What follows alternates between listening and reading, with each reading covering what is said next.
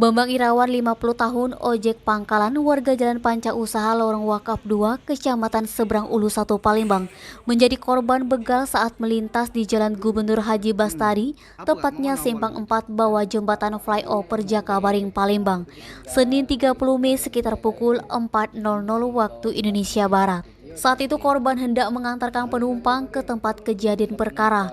Dua pelaku yang mengendarai motor metik tanpa plat dari belakang langsung memepet dan memukul menggunakan tangan hingga korban terjatuh. Bambang menceritakan pelaku kabur ke arah Seberang Ulu 1, Palembang. Bambang kehilangan sepeda motor jenis Yamaha Pega tahun 2018 BG 4924 DAJ yang baru lunas setelah dicicil selama 3 tahun. Kasat Reskrim Polrestabes Palembang Kompol Triwayudi membenarkan adanya laporan dari korban. Denny, Sumeko TV melaporkan.